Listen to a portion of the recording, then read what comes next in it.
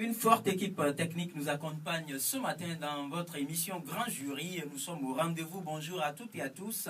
Vous êtes très nombreux à nous suivre, que ce soit à Lomé, à Palimé ou à Anéro ou encore de par le monde via les ondes de la radio du site togovision.com et également de ebenradio.com.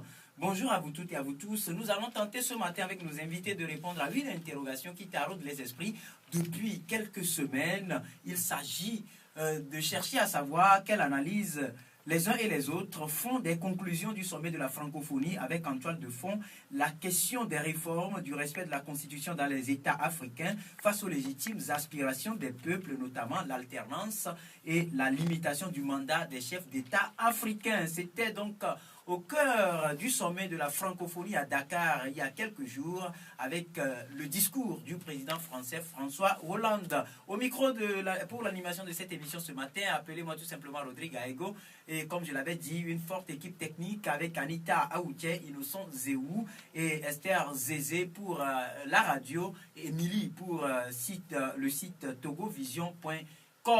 Bonjour également à toute l'équipe de l'autre côté au niveau de Eben Radio qui s'active pour mettre en ligne en fichier MP3 cette émission et c'est juste pour vous permettre également, vous à la diaspora, de vivre l'actualité de votre pays avec les professionnels des médias. Ibrahim Acha, directeur de publication du journal Temps Nouveau. Bonjour Ibrahim. Bonjour Rodrigue et bonjour à tous ceux qui nous écoutent en ce moment. Et Idelphonse Akbaki de la Gazette du Golfe. Bonjour Idelphonse. Bonjour Rodrigue, bonjour à tous les auditeurs de KNTV.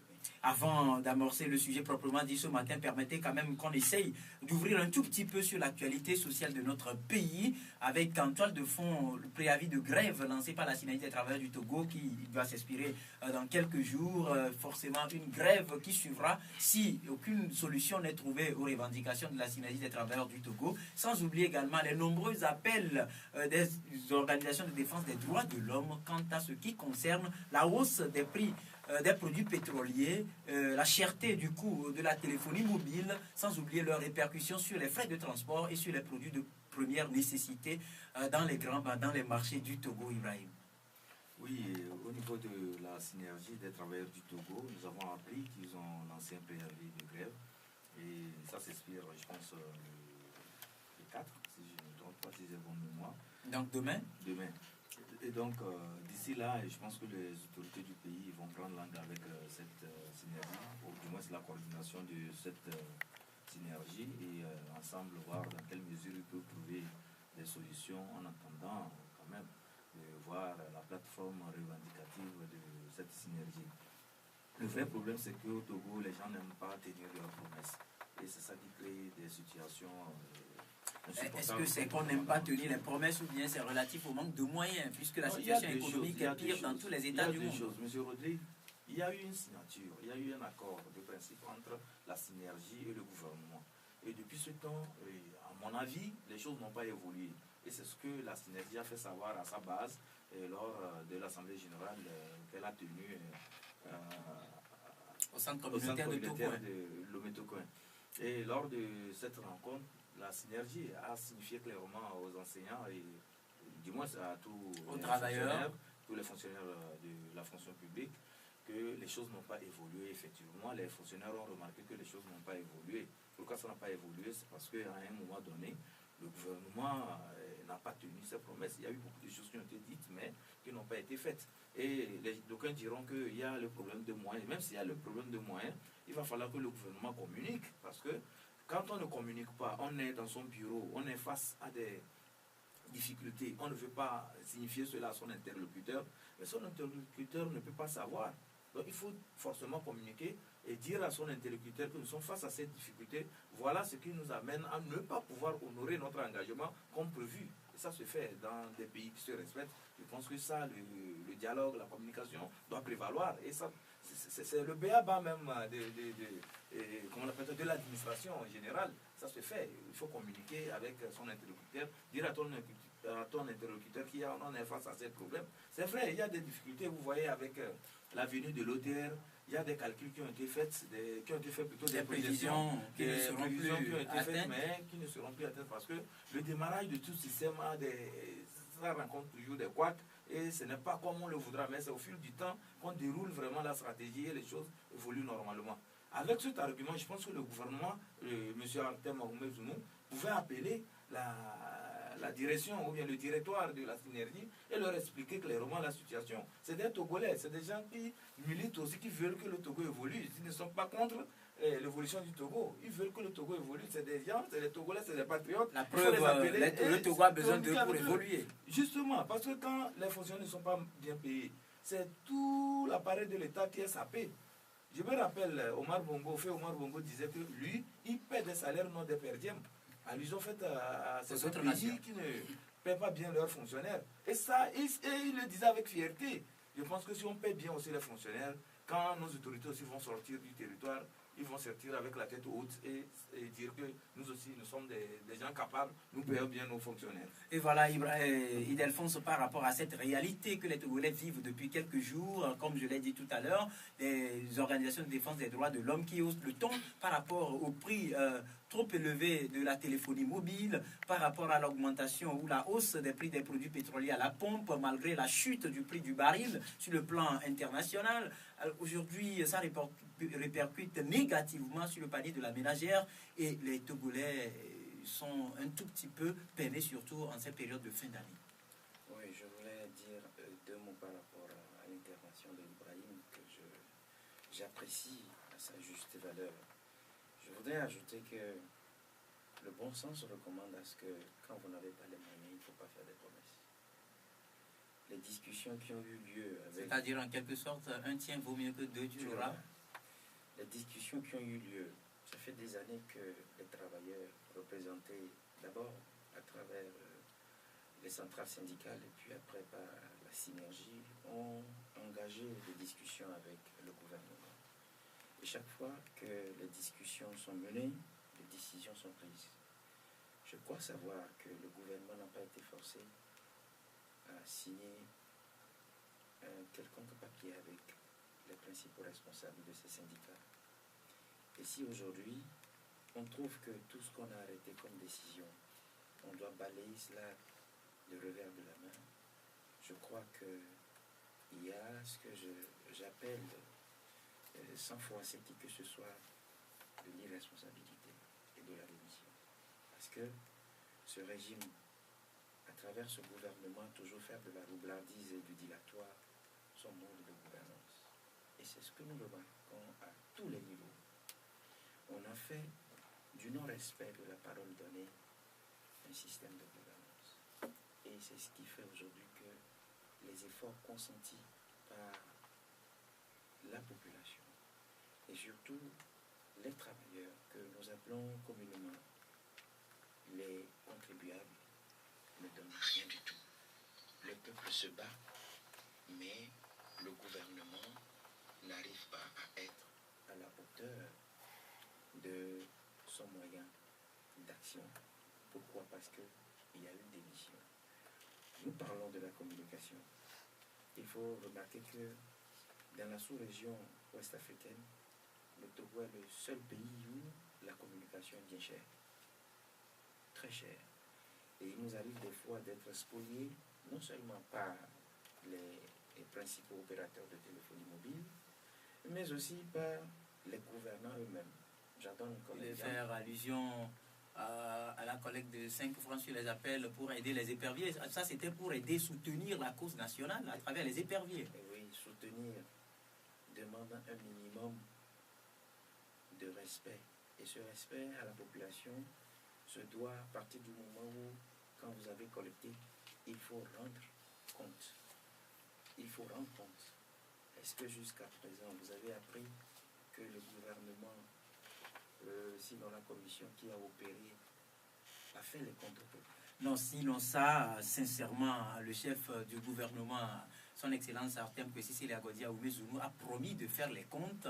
Et je crois que jusque-là, on est en train de préparer donc les bons comptes. Parce qu'il faut, comme on le dit très souvent chez nous, lorsque votre femme tarde trop dans la douche, c'est pour vous arranger. Je crois qu'ici, il est question de la gestion de la chose publique. Et quand nous sommes en face de la gestion de la chose publique, il faut un minimum de transparence. Il faut combien d'années pour faire le point au peuple togolais. Alors, pour ce qui concerne l'essence follatée, je voudrais attirer l'attention des gouvernants sur un fait.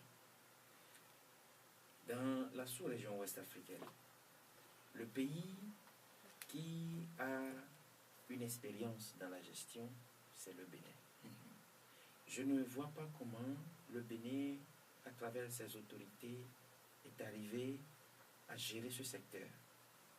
Et qui fait aujourd'hui qu'il n'y a pas de dégâts comme c'est le cas aujourd'hui dans notre pays.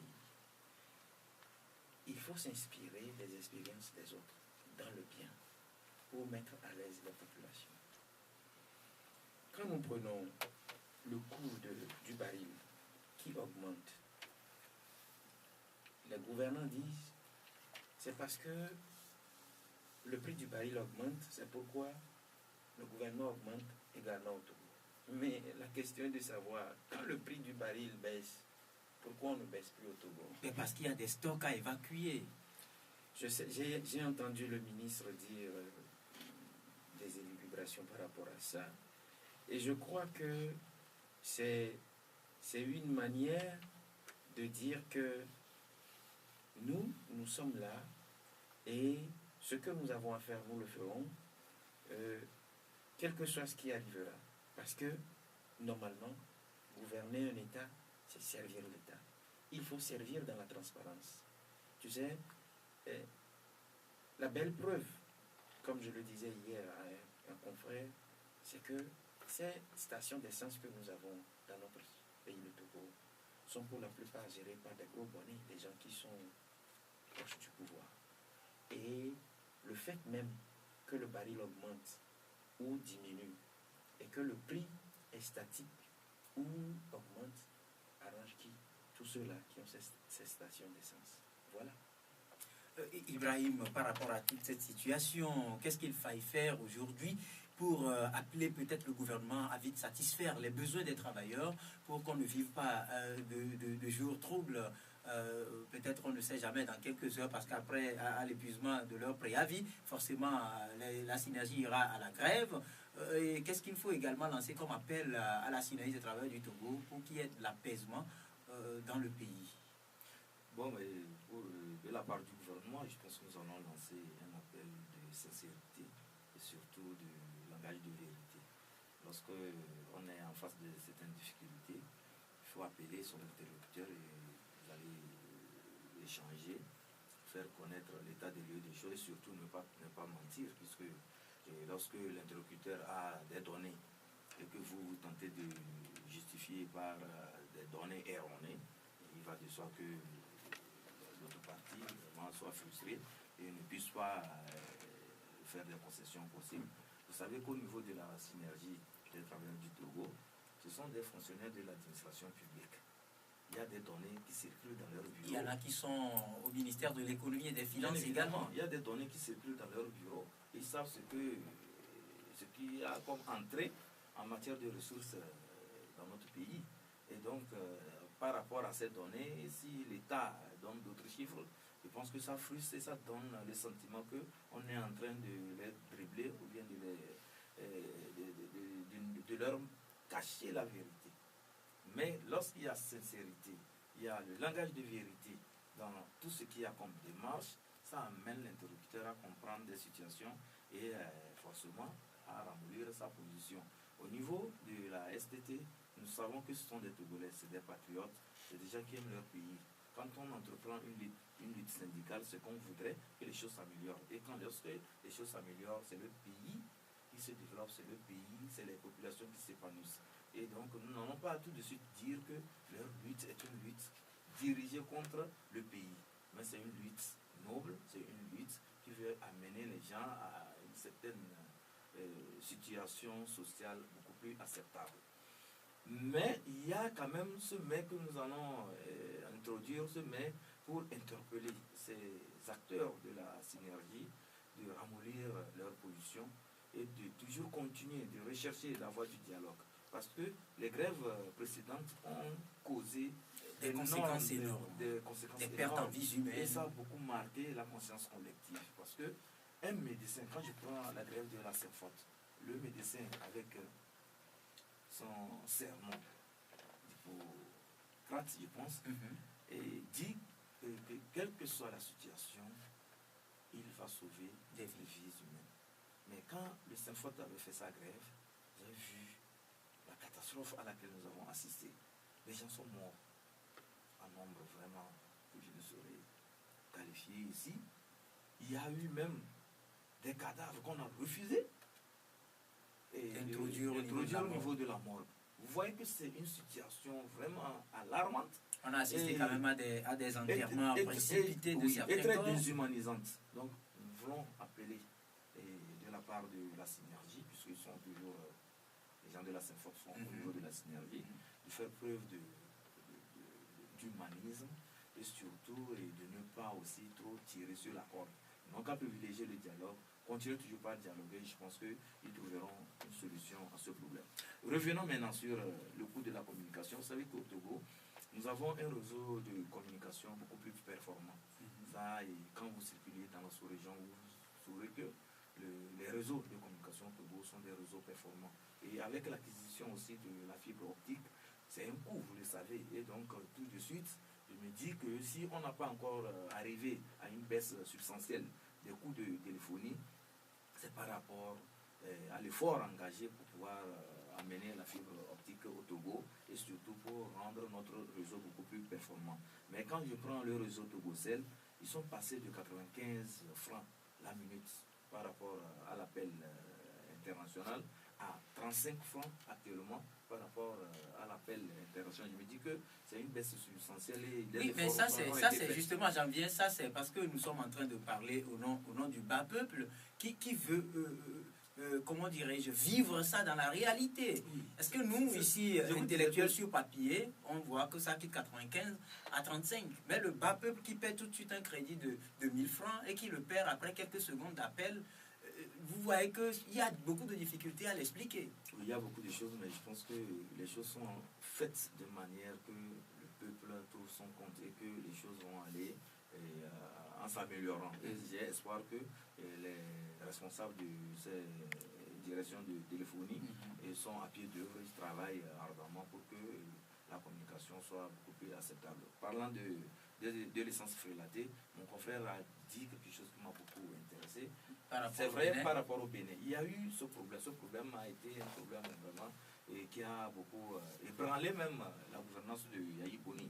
Mais avec un peu plus d'intelligence, ils ont pu juguler cette crise et chacun en est sorti avec beaucoup plus de sourire, puisque quand vous allez actuellement au Bénin, c'est vrai qu'il y a de l'essence frélatée, mais il y a des conditions sécuritaires qui sont à côté. Et c'est fait de telle sorte qu'il n'y ait pas quand même des risques que nous constatons. Il y a parfois quand même des pertes en vie humaine là-bas aussi. On n'a pas des corps calcinés. Oui, ça c'est par la contrebande. C'est par la contrebande qu'on trouve ces histoires. Au Togo ici, le problème aussi peut être jugulé. Nous ne disons pas en tant que journaliste que la commercialisation de l'essence frélatée est une bonne chose. Entre journalistes, nous convenons que c'est très mauvais pour la santé même de celui qui vend. La sécurité. La sécurité et même pour l'économie nationale. Parce que c'est des manques à gagner au niveau de l'économie nationale. Parce que le gouvernement fait des stocks. Et c'est par rapport à cela que le gouvernement fixe des prix et autres. Et lorsqu'on me dit qu'on a fait des prévisions sur 3 mois et qu'on attend que le stock là se vide d'abord avant qu'on ne fasse de nouvelles commandes, je dis que vraiment on travaille encore avec des méthodes désuètes. Parce que lorsque le baril baisse sur le plan international, un bon commerçant, quelqu'un qui a les réflexes économiques, sait qu'il faut en même temps aller prendre la marchandise parce qu'il y a eu baisse et venir stocker. C'est pourquoi nous avons aussi des stocks, des études un peu partout. Il y a des stocks d'urgence, des stocks de prévoyance. Tout ça, là, ce n'est pas à nous de dire ça aux techniciens qui sont au ministère du Commerce et Madame la ministre du Commerce. C'est des choses qu'elle doit savoir.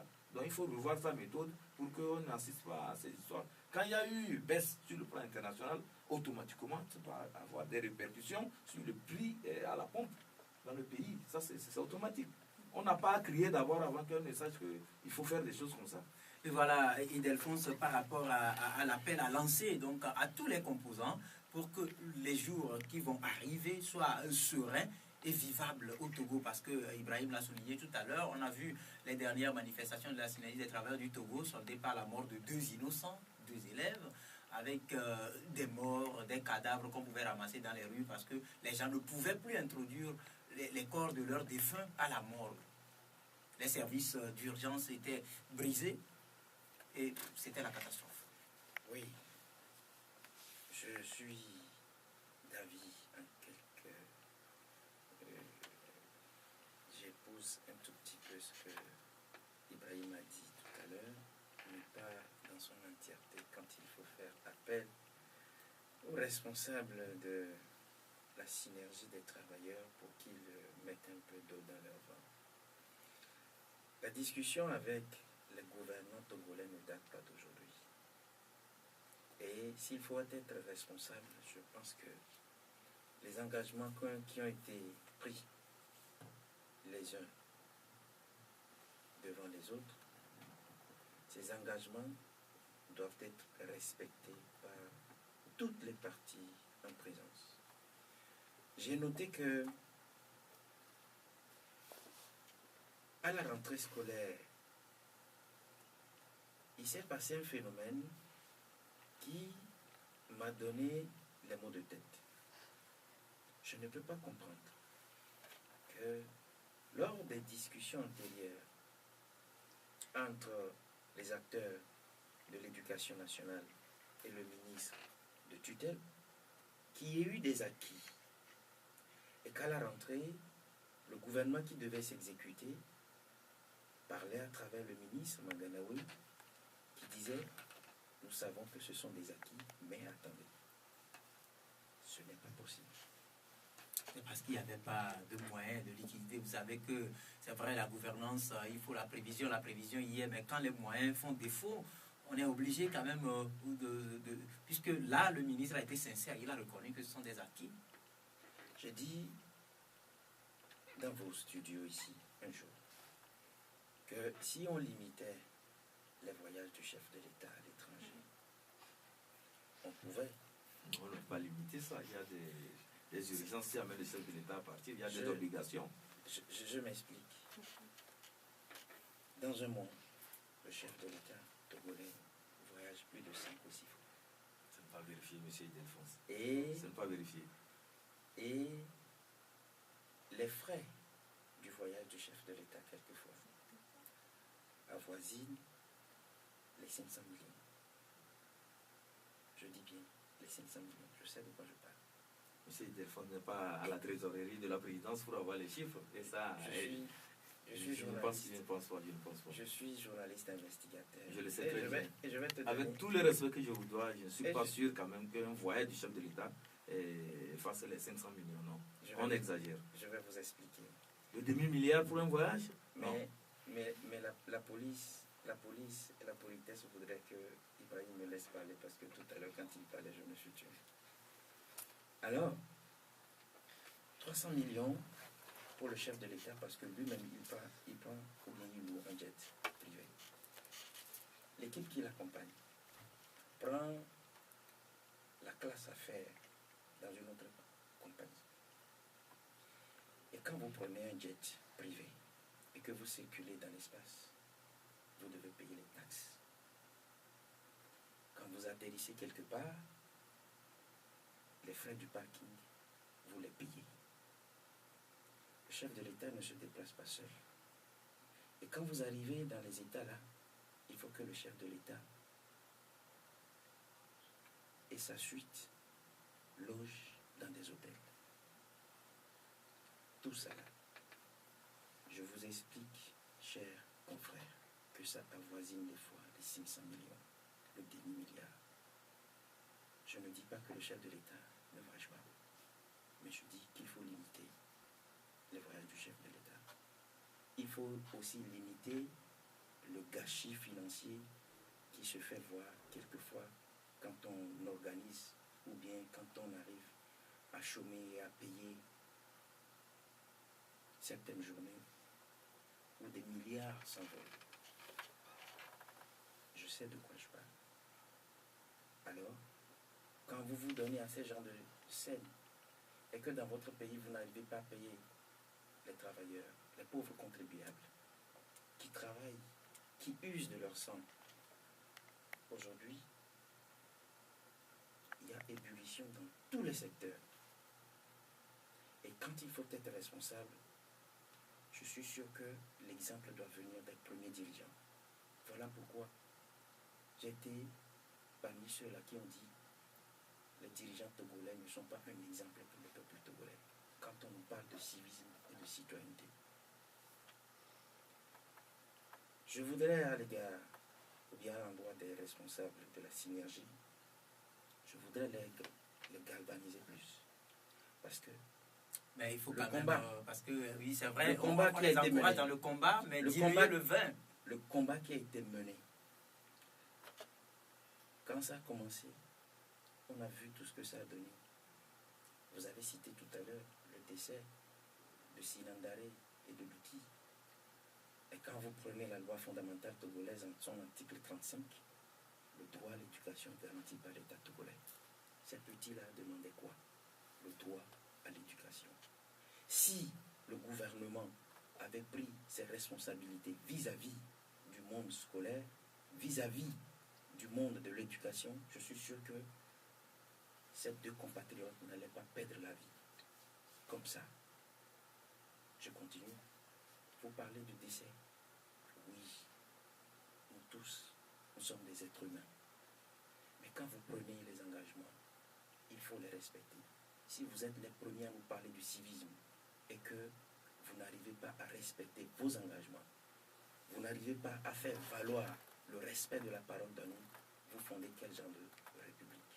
En tout cas, nous allons observer une courte pause, mais avant, il faut rappeler quand même que la plupart des voyages du chef de l'État rapportent beaucoup à l'économie togolaise parce qu'il y a des signatures de contrats, il y a des rencontres avec des partenaires financiers, il y a des rencontres avec des grands entrepreneurs et des grandes sociétés des autres pays pour que le Togo puisse connaître l'émergence, raison pour laquelle d'ailleurs le gouvernement a initié le projet Togo Vision 2030. Sur ce, nous observons une courte pause et revenons pour le volet politique de ce rendez-vous du jour. Grand jury, nous y sommes là pour le second volet de retour, donc pour amorcer le second volet qui est relatif à la politique, où nous allons tenter de répondre à la grande question que les Togolais se posent. Quelle analyse faites-vous des conclusions du sommet de la francophonie avec en toile de fond la question des réformes, du respect de la Constitution dans les États africains face aux légitimes aspirations des peuples, notamment l'alternance et la limitation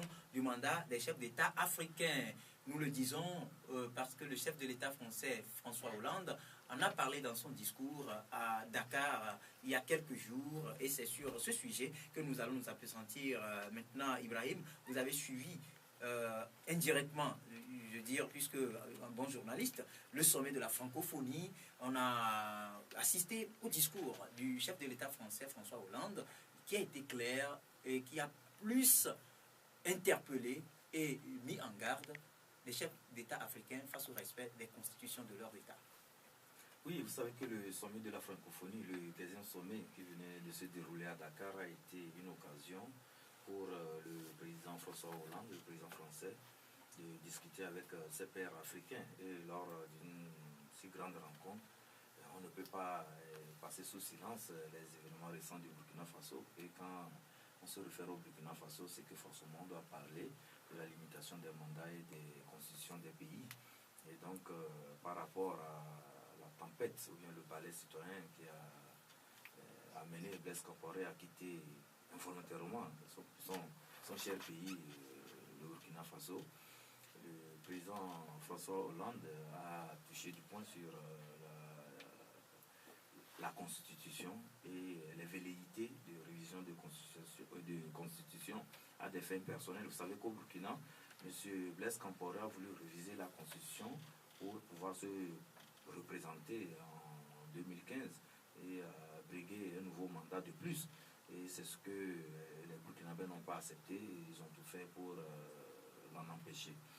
Et donc, M. François Hollande, en tirant l'expérience de tout ce qui s'est passé au Burkina Faso, a exhorté ses pairs à ne pas aller dans le sens contraire de l'aspiration des populations.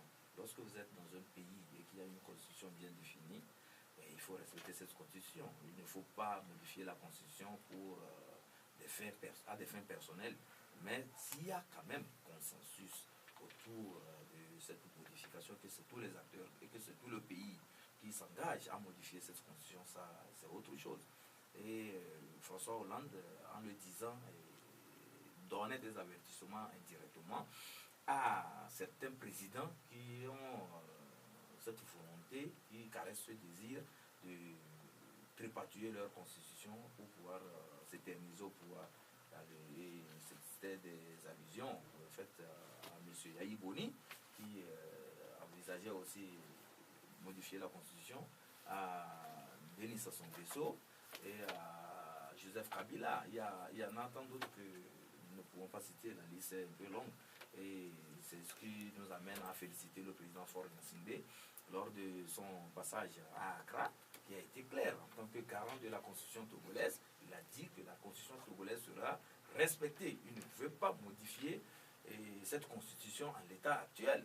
Mais s'il y a un consensus, il peut revenir là-dessus et c'est les Togolais qui vont décider de cela. Faure Gnassingbé est le garant de la constitution togolaise. Il se doit de protéger cette constitution. Il ne veut pas que les gens ou bien que son entourage le force à modifier cette constitution. Parce que s'il faut modifier cette constitution à des fins personnelles, M. Faure Gnassingbé pouvait introduire aussi des dispositions par rapport à la limitation du mandat ou bien par rapport à la durée même du mandat. Il peut introduire le septennat. Et je pense que sa majorité peut voter cela.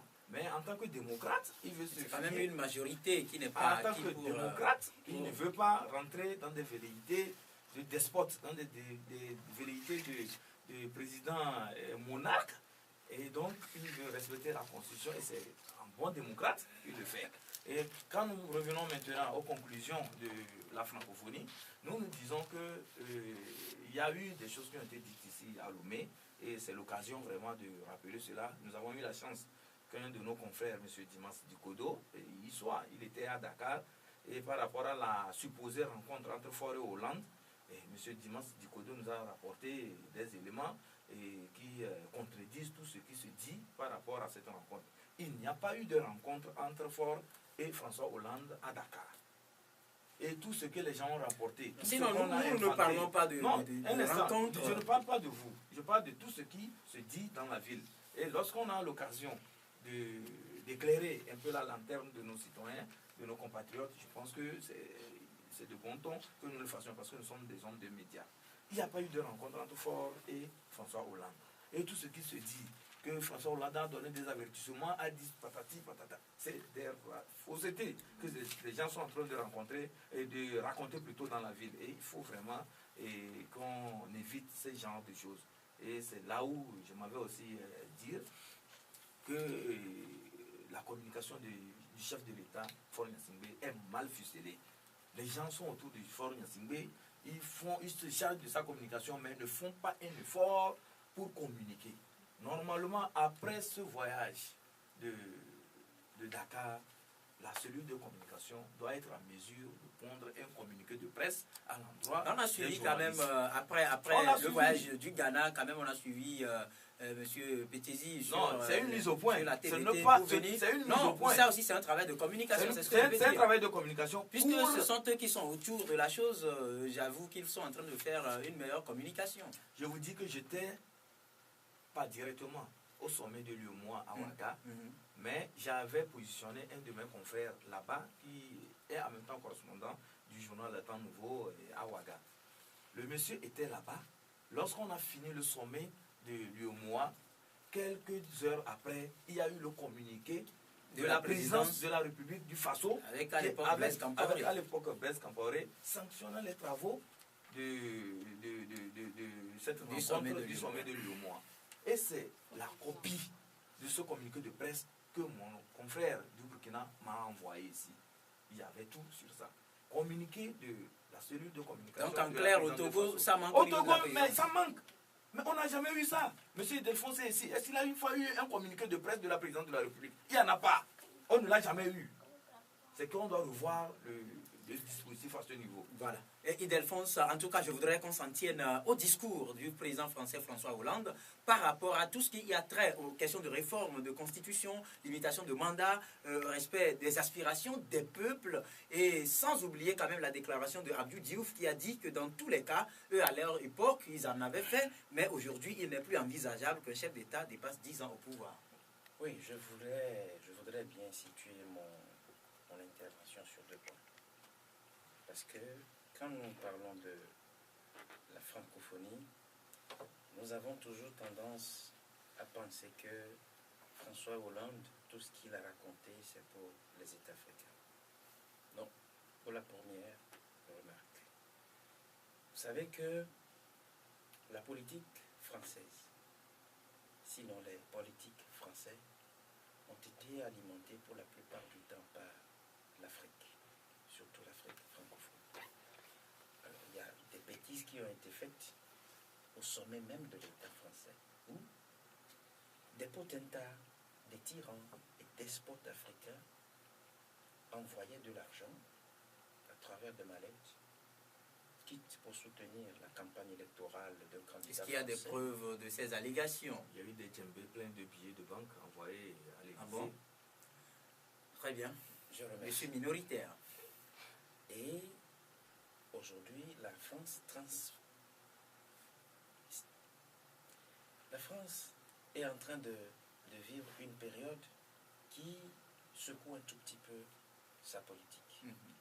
Et les socialistes se sont donné cette idée de faire dégager des États africains tous ceux qui vont, une fois encore, aider ces politiques français à sauvegarder ce que nous avons appelé à un moment donné la France-Afrique. Donc c'était ça la France-Afrique, quand on voit l'argent de l'Afrique vers la France? Voilà, dans les mallettes, dans les djembés, dans les sacs de jute, dans les sacs militaires. Les gens avaient parlé entre-temps de frigidaire. Frigidaire, si vous voulez aussi. Alors, le dernier exemple, c'est celui de Kadhafi et de l'ancien président Nicolas Sarkozy. Alors, on veut mettre fin à tout cela. Voilà pourquoi le discours de François Hollande, qui dit que nous ne voulons plus que l'Afrique ait ces hommes providentiels qui disent « après moi c'est le chaos », qui sodomisent, je dis bien, qui sodomisent leur constitution pour pérenniser au pouvoir. Il faut mettre fin à tout cela.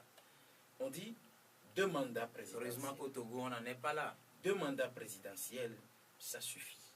Parce que quand vous faites au-delà de 2 mandats, vous exposez le pays à l'insécurité politique. Vous exposez le pays à tous les dangers possibles. Et vous devenez vous-même président de la République ou chef de l'État, vous devenez responsable des groupes mafieux, des groupes de trafiquants. Et par conséquent, un futur candidat à la CPI. Voilà, vous avez bien compris l'affaire. Et quand le premier, ou bien la première remarque est faite par rapport à la France, maintenant à l'Afrique, je viens de le dire, il faut que les constitutions ne soient plus sodomisées, mais il faut que le référendum, c'est-à-dire que cette volonté réelle de la population qui a été traduite dans les urnes, soit de mise, c'est-à-dire que on appelle la population pour dire oui ou non à la constitution qui doit régenter l'État. Il ne faut pas sodomiser ça. Et là où je ne suis pas d'accord avec le confrère Ibrahim, c'est quand il dit d'abord, moi, sincèrement, avec la main sur la conscience, je ne crois pas à M. Dimas, parce que il y a des réalités que nous avons vécues, et bizarrement, en les énonçant, on a travesti la réalité. Je ne voudrais pas prendre pour parole d'évangile les propos de M. Dimas.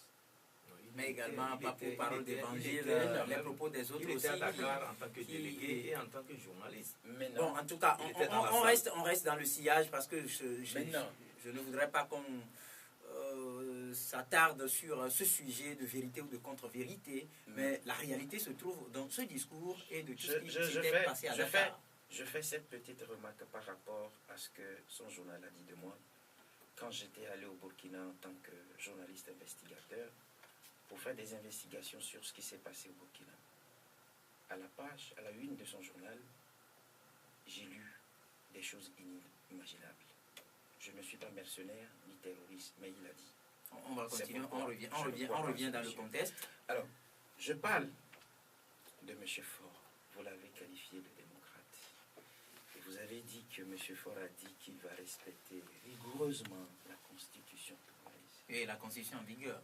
Je ne sais pas de quelle Constitution il parle, parce que celle que le Togo et les Togolais se sont données, c'est celle du 14 octobre 1992, qui a été sodomisée par son feu père et ses acolytes pour permettre à feu le général Eyadema de remplir encore un troisième mandat personnel.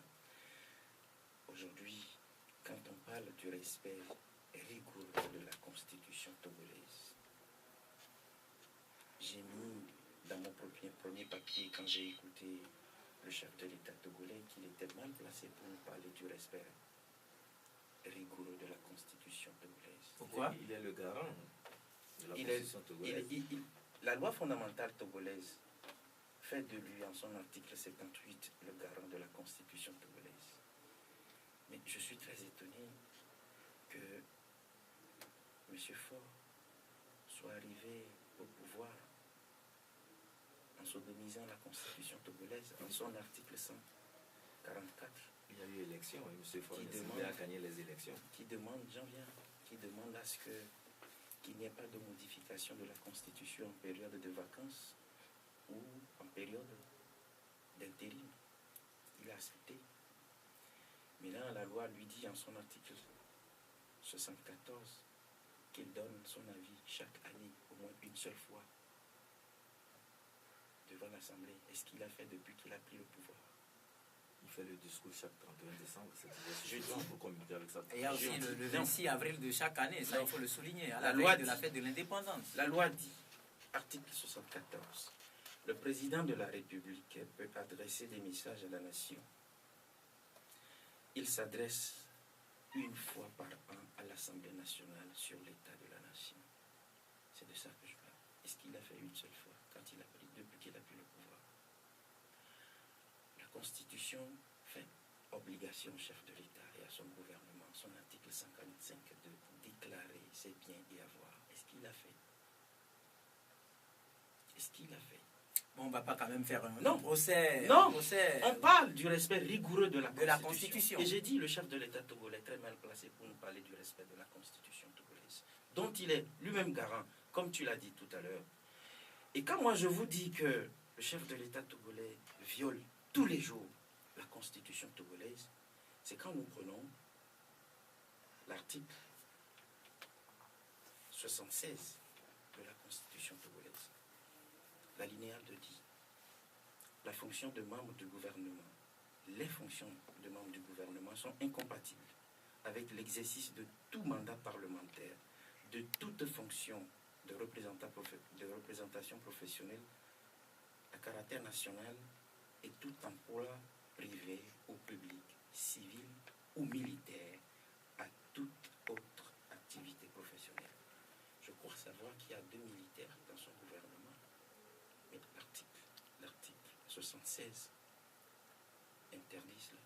Et donc, sachez très bien que le chef de l'État viole tous les jours. Non, les militaires qui sont au gouvernement sont des militaires qui ont été sollicités. Ils ont été sollicités pour occuper un poste politique. Ah non. Et en ce sens, vous n'allez jamais voir M. Yark, le colonel Yark en tenue militaire pour venir tenir un discours ou bien en une réunion politique. Ça se fait. Et vous venez du Burkina Faso tout récemment. Le colonel Zida. Non, mais c'est militaire. Non, attends. Et si les politiciens sont allés à un moment donné à accepter que ce monsieur soit Premier ministre de la transition, je pense que M. Idelfond, vous lui avez donné la parole. Très bien. Tout Togolais qui a eu cette expertise, on va essayer d'aller pas à pas. On va essayer pas à pas, chacun termine. J'explique. La Constitution togolaise, on l'appelle la loi c'est sur elle que vient se greffer toutes les autres lois. Mais il faut aussi quand même, si vous permettez, il faut aussi préciser quand même qu'on peut solliciter tous les Togolais à servir la nation en cas de besoin. Je dis la loi fondamentale interdit tout exercice militaire. Et quand il faut te solliciter pour la gestion de la chose publique, tu sais ce qu'il faut faire? On démissionne de la mission. Il faut démissionner. Il faut rendre le tablier là-bas pour qu'on dise que tu n'es pas en tenue. Maintenant, pour le Burkina Faso, j'ai rencontré le commandant, le porte-parole de Zida, moi. Vous savez, c'est deux réalités bien différentes. Il y a eu coup d'État. Et ceux qui ont pris le pouvoir... Oui, bon, il y a eu insurrection. Et ceux qui ont pris le pouvoir, c'est des militaires. Voilà pourquoi la communauté internationale dit pas de militaires là. Est-ce qu'il a rendu le pouvoir ou pas? Il a rendu. Il est quand même Premier ministre aujourd'hui. J'explique la transition. Aujourd'hui, les situations font que M. Zida, qui a eu ce privilège d'apaiser la population du Burkina Faso, a son mot à dire. C'est pourquoi il a été coopté. Mais chez nous là, c'est parce qu'il y a eu aussi des postes où il faut forcément un militaire pour la sécurité. Puisque si on a pris M. Yark, c'est parce qu'on sait que je ne maintiens pas les façons, si vous permettez, juste vous préciser qu'il nous reste 4 minutes. Oui, juste vous préciser qu'il nous reste 4 minutes. Je ne maintiens pas seulement à la personnalité de M. Yark, j'ai rien contre lui. Je fais observer que la loi a été violée là. Maintenant, pourquoi au niveau de la déclaration des biens, pourquoi vous ne parlez pas? Bon, si vous permettez, on va consacrer les 4 minutes. On va les partager de deux. Ibrahim, si vous permettez. Et si ça a été fait à un niveau supérieur que nous n'avons pas connaissance. Ah non, Ibrahim, vous avez parlé tout à l'heure de manque de communication. Là, donc, il y a eu manque de communication. Vous avez dit manque de communication. Maintenant, si vous permettez, peut-être qu'on reviendra ici demander comment se fera la déclaration, comment doit se faire la déclaration des biens. Mais nous n'en sommes pas encore là. Nous allons voir s'il faut aujourd'hui que les réformes se fassent avant la présidentielle de 2015. En 2 minutes, Ibrahim. Je pense qu'il y a une procédure actuellement au niveau de l'Assemblée nationale. Et lorsque cette loi, ce projet de loi a été introduit par les députés de l'ADI, du CAR et du CAP 2015, interrogés par ceux du CAP 2015, et actuellement au niveau du Parlement, je pense qu'un travail va se faire, mais que les initiateurs de ce projet de loi ne se ferment pas dans leur cœur et disent que on va faire un effort pour que la loi ne passe pas passer comme ça. Il faut communiquer avec la majorité, il faut convaincre les gens, il faut discuter avec les gens. S'il le faut, faire des concessions. Ce que moi je demande de la part des politiciens togolais, c'est de mettre le compteur à zéro pour tout le monde. On se dit qu'en 2015, tous les acteurs, tous ceux qui vont aller à l'élection sont à zéro. C'est les concessions qu'il faut faire. Et chacun va compétir. C'est au finish. Celui qui remporte les élections, on commence par compter un mandat pour lui. Je pense que c'est ce qu'il faut faire maintenant, y compris Fort Yassine, mais c'est cette constitution qu'il faut faire. Cette constitution qu'il faut faire. En tout cas, il faut rappeler qu'au Burkina Faso, les gens ont compris que la constitution était vétuste, puisque ça a été suffisamment masturbé, et ils ont fait le choix d'adopter une charte en guise de constitution avant l'élection présidentielle, où il y aura une équipe qui va s'occuper de l'écriture d'une nouvelle constitution. Ildefonse, en 2 minutes, puisque ce sont les dernières par rapport aux réformes. Que faut-il faire? Je crois que c'est un impératif parce que il faut doter le Togo d'institutions fortes, et ce faisant, je crois qu'il faut faire les réformes, coûte que coûte. Et aujourd'hui, ce qui me dérange un peu, ce sont les déclarations de M. Faure qui sont en total déphasage avec ce qui se passait sur le terrain. Je précise que quand M. Bawara et M. Abdullah Assouma ont parlé du fait que la page des réformes est fermée et que le chef de l'État n'a pas eu le courage de dire tout ce que vous avez dit ne vous engage, et qu'aujourd'hui il est dans la dynamique de quelqu'un qui veut respecter scrupuleusement ou rigoureusement la Constitution. Je crois savoir que il est temps qu'on lui dise aussi qu'il a déjà fait 2 mandats et que peut-être qu'un troisième mandat n'est pas aussi encourageant pour lui. En tout cas, il faut rappeler que la constitution actuelle en vigueur au Togo n'a pas encore limité le mandat et le président peut se présenter autant de fois qu'il voudra, mais les acteurs appellent quand même aux réformes, y compris les églises, la société civile, les partis politiques de l'opposition et même le parti au pouvoir uni parle de réformes. Alors, messieurs les députés, on vous attend, tous les Togolais ont les yeux braqués sur vous. Merci donc à vous toutes et à vous tous qui nous avez suivis. C'était le rendez-vous du jour de votre émission Grand Jury KNTB-VGK, cette émission à travers laquelle vous vivez tous les jours de lundi à vendredi les commentaires, analyses et points de vue des confrères journalistes autour des sujets d'actualité. Merci à toute l'équipe qui nous a accompagnés, que ce soit celle de la radio KNTB, celle de Togo Vision ou celle qui s'active de l'autre côté sur la radio Eben à Palimé pour VGK et à Anéro pour Radio Lumière. Merci donc à toutes et à tous. Bonne journée. Au revoir.